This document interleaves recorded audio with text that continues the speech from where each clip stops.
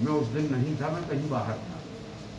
मैं दूसरे दिन जब लौटकर आया इतवार को, संडे होने के कारण शाम को 6 बजे दमोह के व्यापारी जगत के और भी किराना सभी लोग जो मुख्य लोग हैं वो हमसे मुलाकात की और उन्होंने कहा कि जो ये कल निर्णय हुआ है ये उचित नहीं है और व्यापारियों का बहुत नुकसान हो रहा है। और ये बात नितांत रूप से सत्य है। व्यापारियों के साथ साथ जो आम मजदूर है, मजदूर के अलावा आम जनजीवन है जो सब अस्त व्यस्त हो गया है। लॉकडाउन में कुछ रिलैक्सेशन मिले। मैंने कलेक्टर महोदय से उसी दिन रात को चर्चा की और समय फिक्स हुआ दिन के 2:30 बजे समस्त व्यापारी लोग और हम लोग वहाँ पर गए। हम लोगों ने अपनी अपनी बात रखी तो उसमें जो कलेक्टर महोदय ने निर्णय दिया वो सभी व्यापारियों ने स्वीकार भी किया कि ठीक है, 5 तारीख से जो रिलैक्सेशन मिलेगा उसमें हम लोग तैयार हैं। लेकिन माननीय मंत्री जी प्रहलाद पटेल जी कह रहे हैं कि अजय टंडन दबाव बना रहे हैं। दबाव बनाने की कोई बात ही नहीं थी।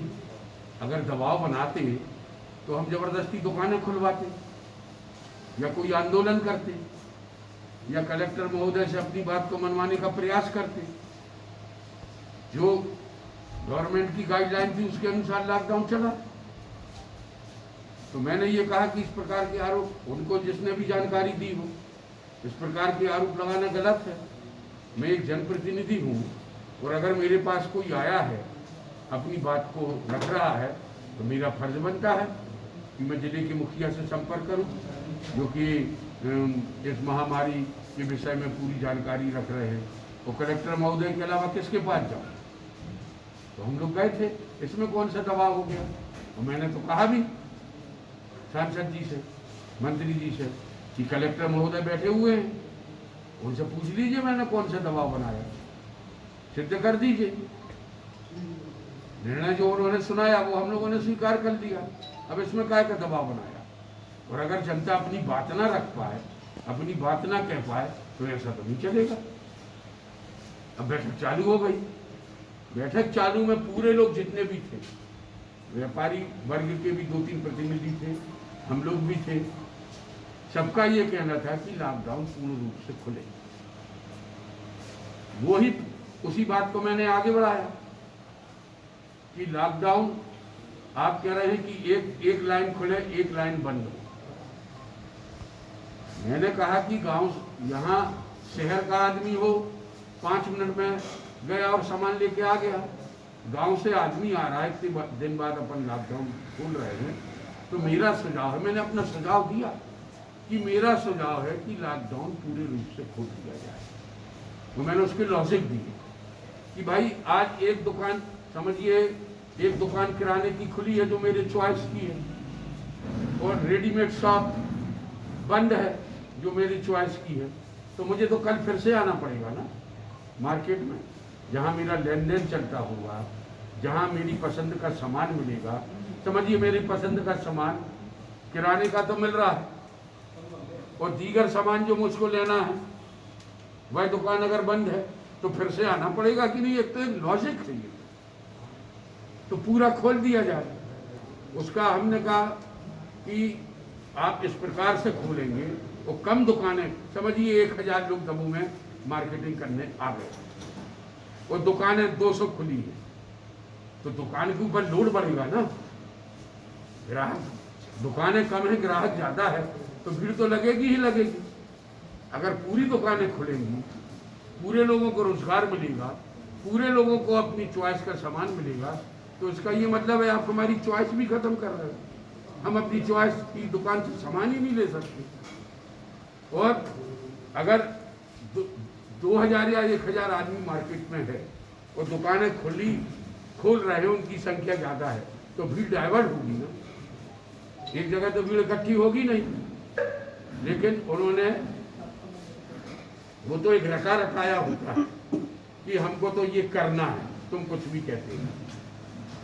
हुआ ये कि उन्होंने निर्णय सुना दिया भूपेंद्र सिंह जी ने टीवी के माध्यम से लॉकडाउन ऐसे ऐसे खुलेगा, लॉकडाउन ऐसे ऐसे खुलेगा। एक लाइन खुलेगी, दूसरी सामने की लाइन बंद होगी, फिर ये लाइन दूसरे दिन खुलेगी, फिर ये लाइन बंद होगी। वैसा ही व्यापार चौपट हुआ है।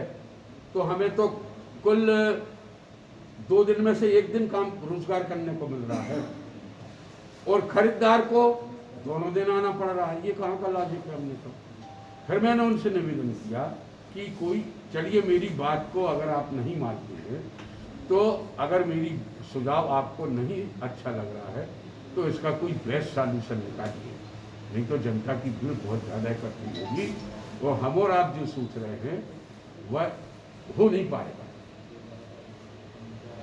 उन्होंने अपना फरमान जारी किया, कलेक्टर महोदय ने कह दिया ठीक है, आप जैसा कह रहे हैं उस प्रकार से ही लॉकडाउन हम खोलेंगे। तो हम, और फिर ये भी कहते जा रहे हैं, ऐसे अपने ये भी कहते जा रहे हैं आपदा प्रबंधन समिति के सदस्य जो चाहे वो करें। तो मुझे कहना पड़ा कि आपदा प्रबंधन समिति के सदस्य तो चाहते हैं कि पूरा मार्केट खुले, लेकिन हम लोग की बात कोई मानी कहाँ जा रही। टीवी चैनल के माध्यम से बात चल रही, आपने स्विच बंद कर दिया, आप किसी की बात ही सुनना नहीं चाहते। ये तो तुगलकी फरमान है। हमने कहा तो तुगलकी फरमान ये जनता के हित में नहीं है। ऐसी हम लोगों का भी समय कीमती है। ऐसी मीटिंग जब आपको एक फरमान ही जारी करना है तो हम लोगों को मीटिंग में क्यों बुलाते हैं? आपने फरमान जारी कर दिया, अपने बटन को ऑफ कर दिया, आप उठ के चले गए।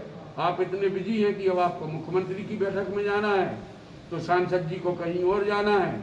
हम लोग अपना पूरा दिन यानी हाफ डे में एक तो आप वो कर रहे हो 3 बजे, ना हम लोग इस तरफ जा पा रहे, ना हम लोग उस तरफ जा पा रहे, मीटिंग का इंतजार कर रहे।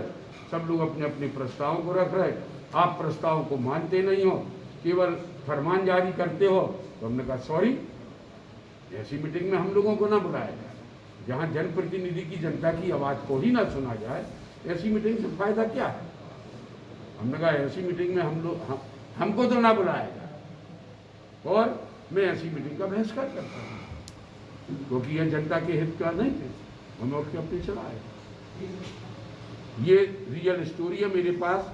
मैंने क्या बोला है मेरे पास उसकी रिकॉर्डिंग भी, जो कि मैं आपको अभी सुना सकता हूँ।